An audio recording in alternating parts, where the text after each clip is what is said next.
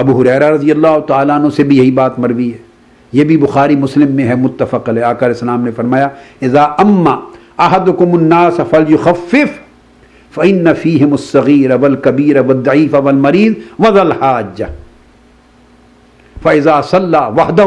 فلیصلی کیف شاء۔ آقا علیہ السلام نے فرمایا جب تم باجماعت نماز پڑھاؤ اور امامت کرو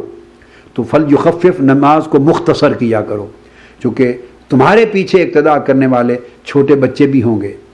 ضعیف بھی ہوں گے، بوڑھے بھی ہوں گے، کمزور بھی ہوں گے، مریض بھی ہوں گے، اور کئی حاجت مند بھی ہوں گے جنہوں نے نماز سے فارغ اور کسی کام کے لیے جانا ہے۔ لہٰذا مختصر کرو، سب کا خیال رکھو، اور جب تنہا نماز پڑھ رہے ہو اکیلے فلیصلی کیف شاء، پھر وہ شخص جتنی چاہے لمبی قرات کرے، جتنا لمبا چاہے قیام کرے ساری رات کا، جو اس کا جسمانی طاقت اجازت دیتی ہے، مگر جب جماعت کراؤ تو کمزوروں کا خیال رکھو اور نرمی سے کراؤ۔ آقا علیہ السلام نے ایک بنیادی اصول عطا کیا ہے۔ اسی طرح حضور علیہ السلام نے سوسائٹی کے وہ لوگ جو پسماندہ ہیں، مالی اعتبار سے نگلیکٹڈ ہیں، کمزور ہیں، ڈپریسڈ کلاسز ہیں، ان کے لیے فرمایا رب اشعث، یہ حدیث بھی ابو ہریرہ رضی اللہ تعالیٰ عنہ سے مروی ہے، اور امام مسلم نے اس کو روایت کیا ہے کتاب البر والصلہ میں، باب فضل الضعفاء والخاملین کے اندر۔ فرمایا رب اشعث مدفوع بالابواب لو اقسم علی اللہ لابرہ۔ فرمایا تمہاری سوسائٹی میں کتنے لوگ ایسے ہیں جو گرد آلود باد والے، پھٹے پرانے کپڑوں والے ہیں، گرد آلود ان کے بال ہیں، ماتھے پر، سر پہ، چہرے پر ان کو گرد نظر آئے گی، آپ کو کپڑے ان کے پرانے میلے کچیلے پھٹے نظر آئیں گے، اور تمہاری نگاہیں ان پر نہیں ٹکیں گی۔ اگر تمہارے دروازوں پر کھڑے ہوں تو تم یہ بھی پسند نہ کرو، ان کو کہہ دو آگے جاؤ بابا آگے جاؤ، دروازے پر کھڑے بھی نہ ہونے دو۔ تو تمہاری سوسائٹی میں اتنے نگلیکٹڈ ہیں، اتنے ریجیکٹڈ ہیں، اتنے ڈپریسڈ ہیں وہ لوگ، مگر ان کا اللہ کی بارگاہ میں قبولیت اور محبوبیت کا عالم یہ ہے کہ لو اقسم علی اللہ لابرہ، اگر اللہ کے بھروسے اور توکل پر کسی کام کے ہونے کے لیے وہ قسم کھا دیں تو اللہ تعالیٰ ہر صورت ان کی قسم کو پورا کر کے رہتا ہے۔ جو کام وہ زبان سے کہہ دیتے ہیں قسم کھا کر، اللہ پاک اسے تقدیر بنا دیتا ہے، اس کو پورا کرتا ہے۔ اتنی قبولیت اور محبوبیت ہے ایسے کمزور اور مستضعفین کی اللہ کے حضور۔ اسے حضرت انس بن مالک رضی اللہ تعالیٰ عنہ نے بھی روایت کیا ہے، اور وہ ان کی روایت میں آقا علیہ السلام نے فرمایا کم من اشعث اخبر لو اقسم علی اللہ لابرہ، اور فرمایا منہم البراء بن مالک، فرمایا تم میں سے کتنے ایسے گرد آلود بالوں والے، پھٹے پرانے میلے کپڑوں والے ہیں کہ اگر وہ اللہ کے نام پر، اس کے بھروسے پر قسم کھا دیں تو اللہ ان کی قسم کو پورا کرتا ہے، ہر صورت وہی تقدیر بن جاتی ہے۔ اور فرمایا برا بن مالک انہی لوگوں میں سے ایک ہے۔ اس حدیث کو امام ترمذی نے اپنی جامع میں سند صحیح کے ساتھ روایت کیا، اور امام حاکم نے مستدرک میں، اور امام طحاوی اور امام طبرانی نے، اور اس حدیث کی سند بھی صحیح ہے۔ اسی طرح یہی مضمون کئی اور صحابہ سے، متعدد صحابہ سے مروی ہے۔ حضور صلی اللہ علیہ وآلہ وسلم نے ارشاد فرمایا کہ دعاؤں کا ذکر کرتے ہوئے کہ یہ جو غریب لوگ ہیں، محتاج لوگ ہیں، پسماندہ لوگ ہیں، مستضعفین ہیں، اور گرے ہوئے لوگ ہیں، نگلیکٹڈ لوگ ہیں، کمزور لوگ ہیں تمہاری سوسائٹی کے، آقا علیہ السلام نے فرمایا ان کے وسیلے سے اللہ تمہاری سوسائٹی پر، معاشرے کے لوگوں پر رحمت فرماتا ہے، ان کے وسیلے سے کئی محتاجوں کی مدد فرماتا ہے، ان کے وسیلے سے کئی بیماروں کو شفا عطا فرماتا ہے، ان کے وسیلے سے اللہ تمہیں رزق عطا کرتا ہے۔ یہ تمہارا وسیلہ ہے اللہ تعالیٰ کے حضور بے شمار نعمتوں کا، جو تمہیں علم ہی نہیں ہوتا کہ یہ تمہیں اللہ نے رزق دے دیا، بیمار تھا شفا یابی ہو گئی، پریشان حال تھا مدد ہو گئی۔ کس ذریعے سے مدد ہوئی؟ کیوں مدد ہوئی؟ کیا تمہارا اپنا استحقاق تھا؟ نہیں، وہ ان کمزوروں کے وسیلے سے اللہ نے تمہارے پہ مدد کر دی۔ یہ رزق مل گیا تمہارے وہم و گمان میں نہیں تھا، کیا تمہارا استحقاق تھا؟ نہیں، اللہ نے ان کے ذریعے، ان کے وسیلے سے دے دیا۔ سعد بن ابی وقاص رضی اللہ تعالیٰ عنہ روایت کرتے ہیں، اور یہ حدیث بھی صحیح بخاری میں ہے،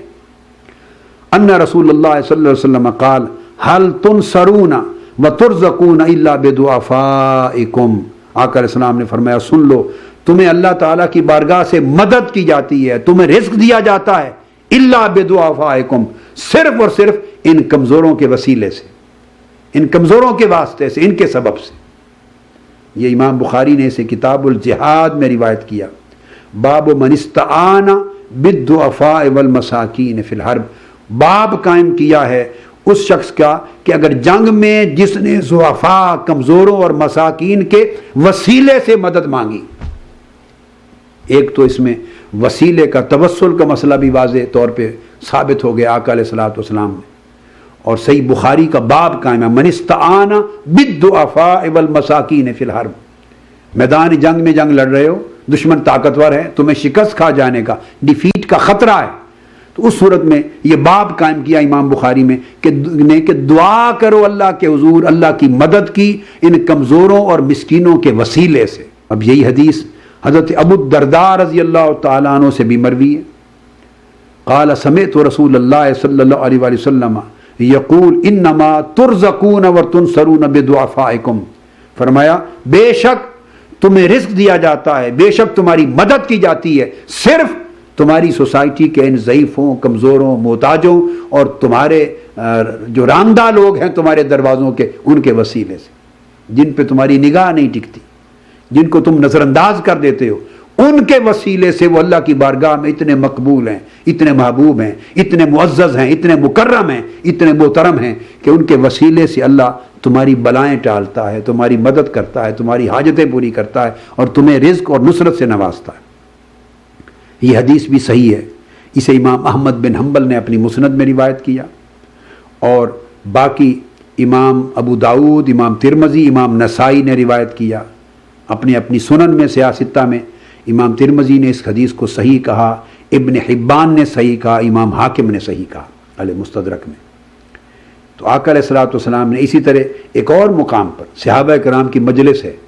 آپ خطاب فرما رہے ہیں، ارشاد فرماتے ہیں، اور یہ ارشاد گرامی حضرت حارثہ بن وہب رضی اللہ تعالیٰ عنہ نے روایت کیا ہے، انہ سمع النبی صلی اللہ علیہ وسلم یقول الا اخبرکم باہل الجنہ. صحابہ کرام سے پوچھا کیا میں تمہیں اہل جنت کی خبر نہ دوں؟ صحابہ کرام سے پوچھا کیا چاہتے ہو کہ میں تمہیں بتاؤں کہ جنت والے کون ہیں، بالتحقیق جنت والے کون ہیں؟ قالوا بلا یا رسول اللہ، عرض کہ یا رسول اللہ ضرور اطاعت دیجئے، خبر دیجئے کون خوش نصیب ہیں جو بالتحقیق آپ کی زبان مبارک سے جن کا جنتی ہونا صادر ہو رہا ہے. قال کل ضعیف متضعف لو اقسم علی اللہ لا برہ، ہر وہ ضعیف شخص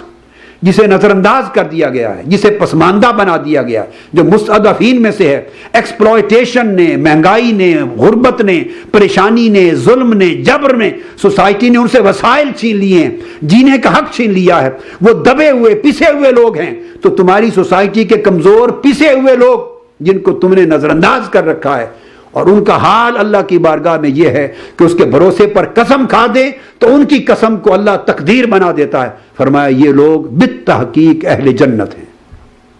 اور پھر آقا علیہ السلام نے فرمایا ثم قال الا اخبرکم باہل النار، اب کیا چاہتے ہو کہ میں تمہیں دوزخیوں کی بھی خبر دے دوں کہ دوزخی کون ہے، اہل دوزخ کون ہے؟ قالوا بلا، صحابہ کرام نے عرض کیا یا رسول اللہ ضرور ارشاد فرمائیے. قال کل عتل جواز زنیم مستکبر، فرمایا ہر وہ شخص جو زبان دراز ہے، گالیاں دینے والا ہے، غلیظ بات کرنے والا ہے، تکبر کرنے والا ہے، اکڑ کے چلنے والا ہے، لوگوں کے ساتھ کبر اور رعونت کے ساتھ پیش آنے والا ہے، اور بد اثر ہے اپنی فطرت اور اپنے مزاج میں، ایسے سارے لوگ بالتحقیق دوزخ میں جائیں گے. اب اندازہ کریں، جو درست گو ہے، غلیظ القلب ہے، غلیظ اللسان ہے، لوگوں کو گالی دیتا ہے، گلوچ دیتا ہے، سختی سے بات کرتا ہے، نفرت سے بات کرتا ہے، فطرت میں بد اصل ہے، تکبر اور رعونت ہے، گردن اکڑی ہوئی ہے اس شخص کی، ایسے لوگ فرمایا اہل دوزخ ہیں، اہل جہنم ہیں. اور جو کمزور ہیں، گرے ہوئے ہیں، پسے ہوئے ہیں، مستضعفین ہیں، ایسے لوگ جو سوسائٹی میں نگلیکٹ کر دیے گئے ہیں، کوئی ان کی پرواہ نہیں کرتا، اللہ کے ہاں وہ اتنے صاحبان قدر و منزلت ہیں کہ قسم کھا لیں تو وہی تقدیر بن جائے تمہاری. یہ لوگ بالتحقیق اہل جنت ہیں. یہ حدیث بھی متفق علیہ ہے، بخاری اور مسلم دونوں نے روایت کیا، اور بخاری نے کتاب التفسیر میں روایت کیا سورہ نون والقلم باب عتل بعد ذلک الزنیم کے اندر، اور امام مسلم نے کتاب الجنہ وصفت نعیمہا باب النار یدخلها الجبارون میں روایت کیا اس کو. اسی طرح حضور علیہ الصلوۃ والسلام آگے ارشاد فرماتے ہیں ایک اور مقام پر، قال رسول اللہ صلی اللہ علیہ وسلم قمت علی باب الجنہ فاذا عامۃ من داخلها المساکین۔ آقا علیہ السلام فرماتے ہیں کہ میں جنت کے دروازے پر کھڑا ہو گیا، دیکھوں کہ میری امت کے کون لوگ سب سے پہلے جنت میں جانے کے حقدار بنائے گئے۔ جنت کے دروازے پر کھڑا ہو گیا، نظارہ کرنے لگا اپنی امت کا۔ آقا علیہ السلام نے فرمایا سب سے پہلے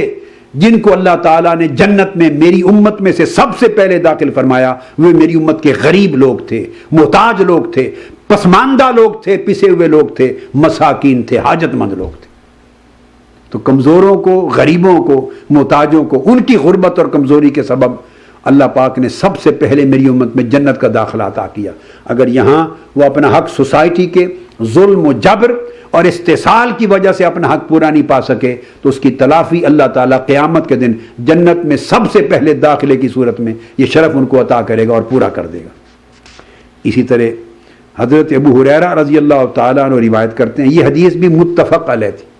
یعنی بخاری اور مسلم دونوں نے اس کو روایت کیا ہے، بخاری کتاب النکاح میں اور مسلم نے اسی طرح باب کتاب ذکر والدعاء اکثر اہل الجنت الفقراء، امام مسلم نے باب قائم کیا ہے ذکر اور دعا کا کتاب میں، باب اکثر اہل الجنت الفقراء کہ اہل جنت کی اکثریت فقیروں، غریبوں، محتاجوں کی ہوں گی، یہ باب قائم کیا امام مسلم نے۔